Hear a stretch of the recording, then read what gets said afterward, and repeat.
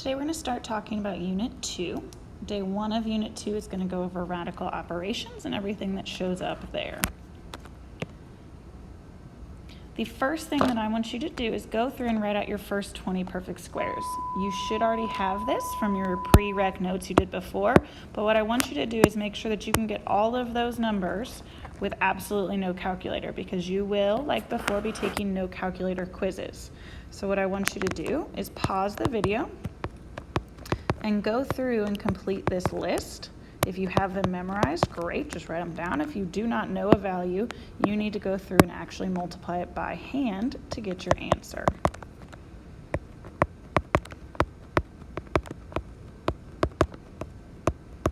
Okay, so you're going to do the entire list to 20.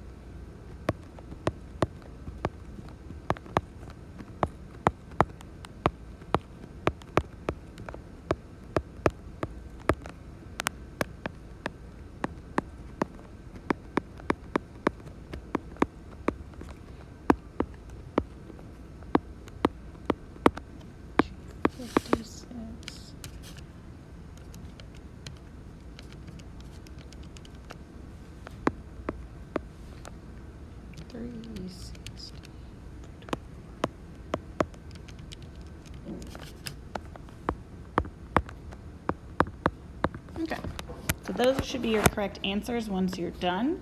Again, you will have a calculator on most tests, so if you need to calculate, especially the bigger ones that even I don't usually have memorized, but you're going to want to be able to get the number if you can't on a no calculator quiz. These perfect squares are going to be super important for a lot of reasons you talked about last time in your prereq video, but I will also go over how to use them here. The thing that you should have been reminded of in your prereq video is that your perfect squares and your square roots undo each other, and that's going to be super important. The reason we can use these perfect squares here when we're talking about radicals, if you do the square root of, say, 225, you immediately know that it's 15 because 225 is a perfect square. And you can sit there and do it in your calculator all the time, but it's helpful if you just know these answers off the top of your head. So again, like if I said the square root of 144, it's going to be very helpful if you just immediately know that that answer is 12. Again, if you don't remember, your square roots are asking for what number times itself gives you this number under the radical, and that's what you're thinking of. So 12 times 12 gives me 144, and that's why my answer is 12. 15 times 15 gives me 225, and that's why the square root of 225 is 15. For some definitions here for your radicals. A radical is the inverse operation for an exponent.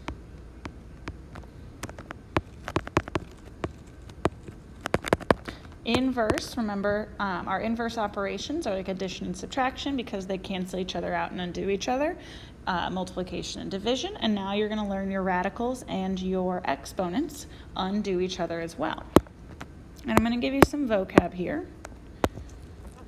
Under the radical is called your radicand. And I'm going to start putting a number right here in this little spot of your radical, and that number is called your index. Your index tells you what power or exponent the radical undoes. So, for example, if your index was a 3, it would undo things raised to the 3rd power. If your index was a 4, it would undo things raised to the 4th power. All we're going to talk about today is if there's no index. And as you should have already seen, no index just looks like this, and that means that it's the same thing as if it was a 2. It's going to be a square root. So we do not write the index if it's a 2 because it's our most common root. And so you don't have to write it, just like we don't write a 1 with multiplication, we don't write a 0 with addition. We don't write the 2 when we do a radical, and we assume it's a square root. So everything we're going to talk about today is going to just be a square root and how you do operations with those. What you're going to see is that those operations apply very nicely into every other operation that we're going to do with higher order roots later in the chapter. So everything you can do with a square root, you can apply that to things with higher order roots, and you'll see that later.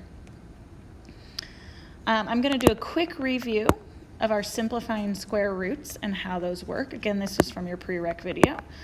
The first thing, if you still need your steps here, is to find the largest perfect square that divides into your radicand.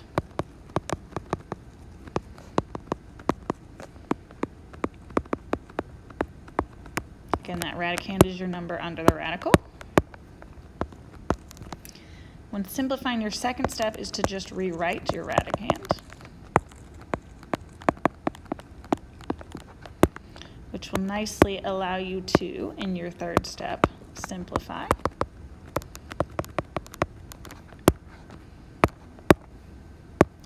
And lastly, you need to think about your variables. I'm going to do a couple to make sure that we feel okay with last time's examples. And always remember, you can come see me in Act Lab or something if you need some extra help. So for example, here we have the square root of 28. For every problem I do here, I'm going to just start talking through it. Feel free to pause this video as you go and give it a try if you're feeling confident, and then just listen to me talk about it after you're done. For the square root of 28, we want to find the largest perfect square that divides into it. So sometimes it's helpful to think about what my perfect squares smaller than 28 are, which are 1, 4, 9, and 16, and 25. You need to figure out which one of these will divide evenly into 28. And it's not even just which one, it's what's the largest one. With this list, 25 doesn't go in, 16 doesn't, 9 doesn't, 4 does. So it is both the only one and the largest one. So I'm going to rewrite 28 as 4 times 7. Then you can do the square root of 4. The square root of 4 is just 2. 7 is not a perfect square, so I can't do that in my head. So it stays in the radical, and my answer is 2 root 7.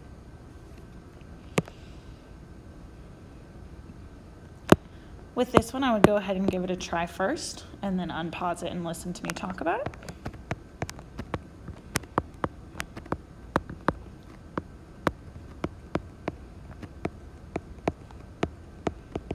Okay, you can list out all your perfect squares each time if it'll help.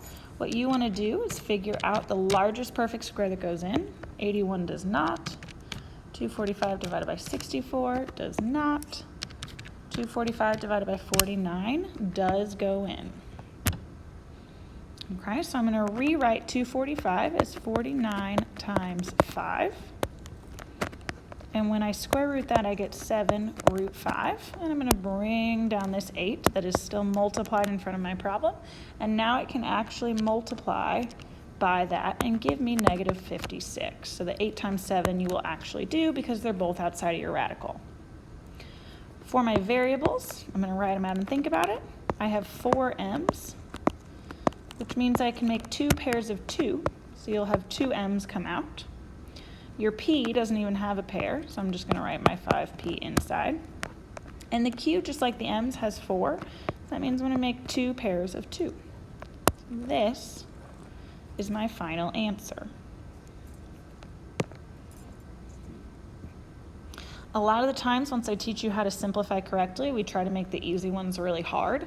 So I would think about this one and don't make this one harder than it needs to be.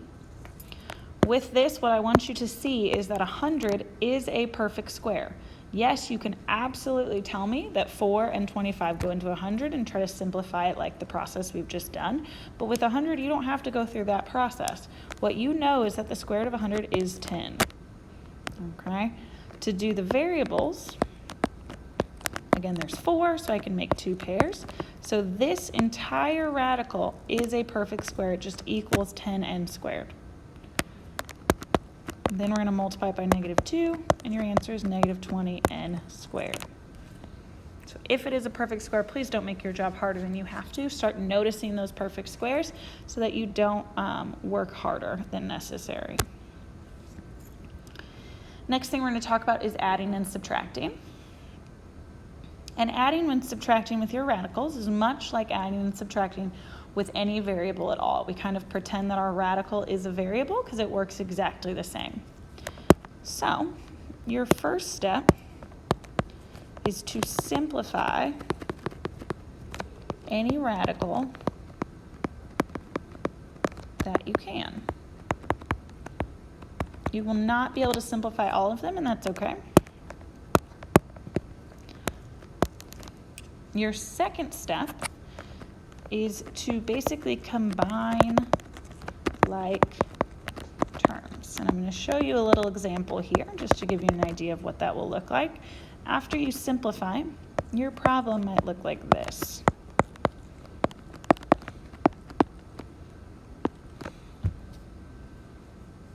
Okay, where you're going to have 2 or 3 or 4 different terms, all with maybe the same radical or different radicals. And what you need to know is that if they have matching radicands, they are like terms. So this problem would be the exact same as if I had given you this with just variables placed in.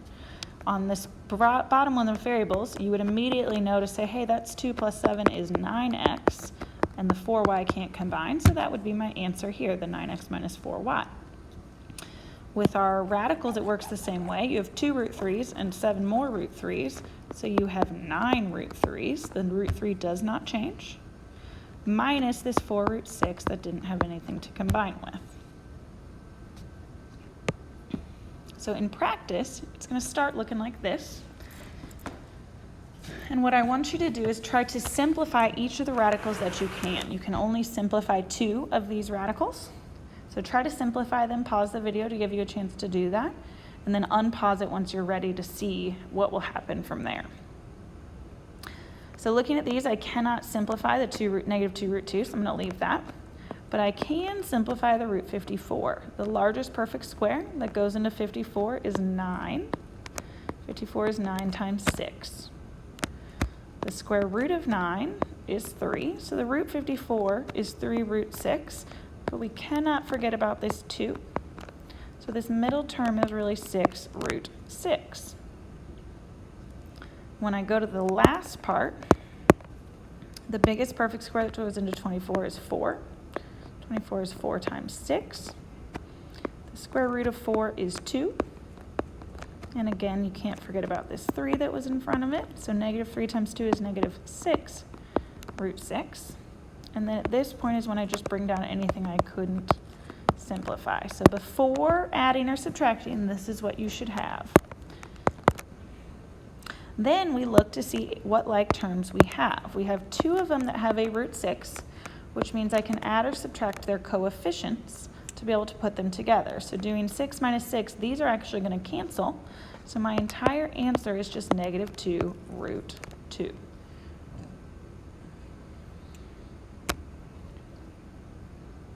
Go ahead and give this one a try.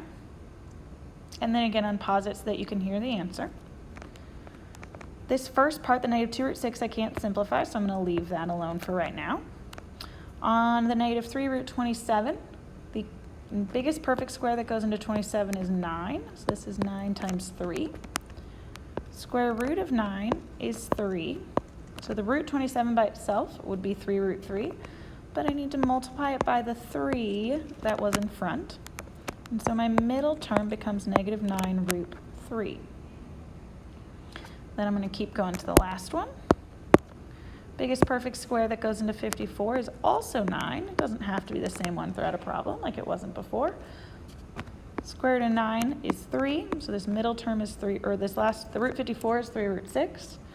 Again, please don't forget about the -2 coefficient. So this is -6 root 6, and I'm going to bring down my -2 root 6 that I couldn't simplify. Now you're looking for like terms. Again, you care only about the radicand, or really just everything attached to that coefficient. So that means I can do -2 minus 6, and I really have -8 root 6's. This negative 9 root 3 can't combine, so my answer is negative 8 root 6 minus 9 root 3. For a little bit of a challenge, I want you to try this one. So go ahead and start to simplify, and then think for a second about if you can combine things when you're done and what really makes something a like term. So again, pause the video, try it out, and then I'm just going to go ahead and talk about it now. So looking at this first one, the square root of 12, I can simplify because 12 is 4 times 3. So 4 is my biggest perfect square, which makes this 2 root 3, and I'm going to drop down this negative 2xy squared. Okay, when you multiply, you can multiply things together here even though they don't have the same variables, so I'm really doing negative 2 times 2, which is negative 4, and then my xy squared just stays there, root 3. For the second part, the 27 is 9 times 3. Square root of 9 is 3, so this is 3 root 3. I'm going to bring down the negative 2, and I also need to think about my variables. Okay, I have 2 x's inside, which means it's going to pull out as 1.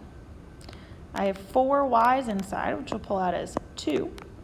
So this middle term really becomes negative 6 xy squared root 3. On to the last one. I can't simplify the 6. No perfect squares go into it. The x only has 1. I do have 4 y's inside, which means I can bring out 2. And then the rest just stays in. So this really is negative 2y squared root 6x. So when we talk about like terms, remember that as long as they have all of the same things attached to that leading coefficient, it means they're like terms. So I'm really looking at everything attached to the 4 or the 6 or the 2.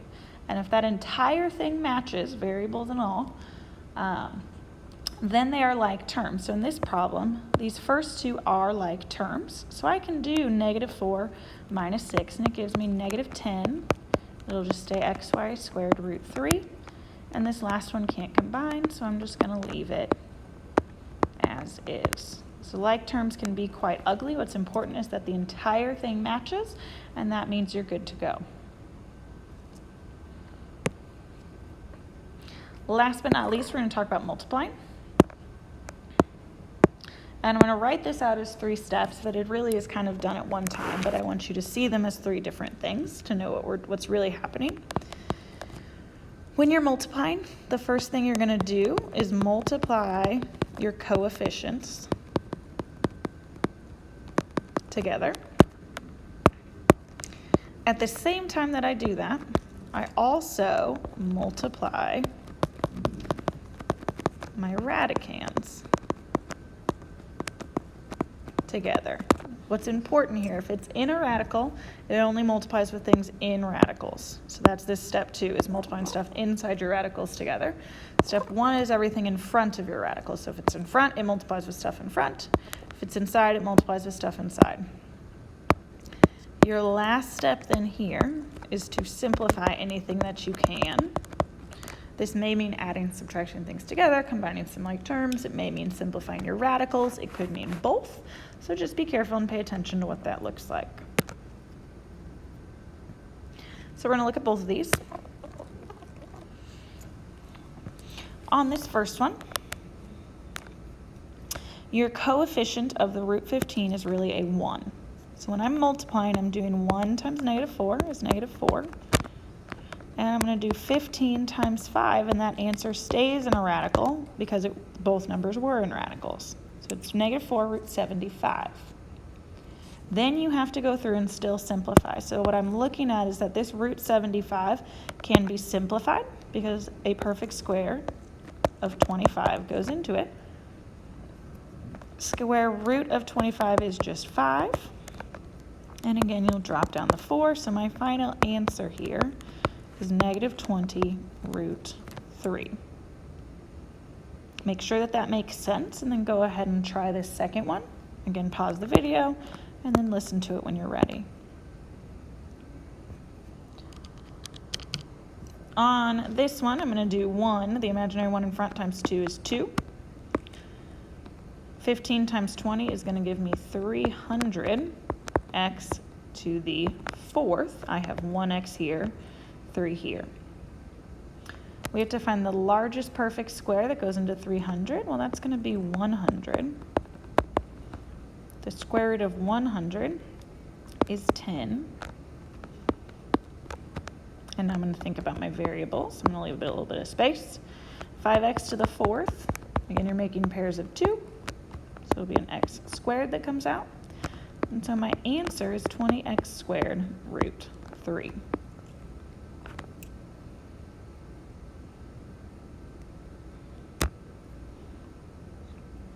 Okay, on these are going to get a little bit uglier looking, but they're really not any worse in terms of the math that you have to do. So I'm going to talk through the one on the left, then I want you to try the one on the right. One thing that's important is realizing that this is all one term right here, this negative 4 root 2. There's no addition or subtraction in the middle, so I'm going to do that multiplication thinking of this as one number. So I have to, because I'm multiplying it by this quantity that does have addition and subtraction between it, I need to distribute this negative 4 root 2 into the problem. When I do negative 4 root 2 times negative root 2, the negative 4 times negative 1 gives me a positive 4. The root 2 times root 2 gives me root 4. Then again, I'm going to distribute the negative 4 root 2 times 4. Negative 4 times negative 4 is negative 16. The root 2 has nothing to multiply by, so it just attaches to it. It's just going to be negative 16 root 2. Then we're going to go ahead and simplify. You check each radical individually. This root 4 can simplify. Square root of 4 is just 2. So this first term is an 8. Then I'm going to look at the negative 16 root 2. That can't simplify, so my final answer is just this 8 minus 16 root 2.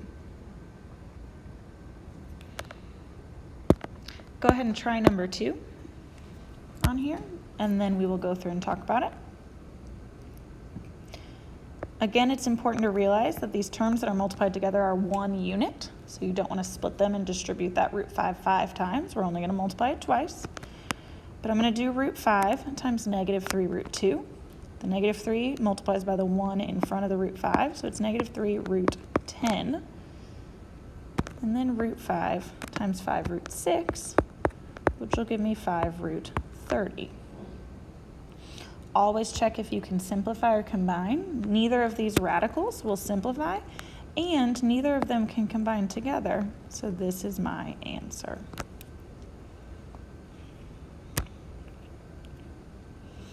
This is going to work the same if we have something a little bit bigger.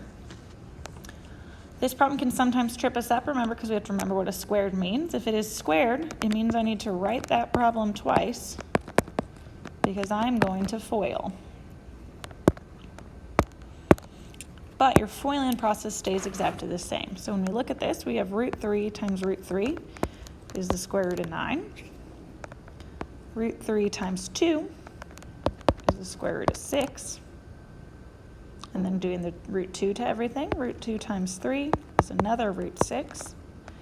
And root 2 times root 2 is root 4. In this one, we're going to have a little bit more simplifying to do, and that's good. Square root of 9 is really just 3. The square root of 4 here is really a 2.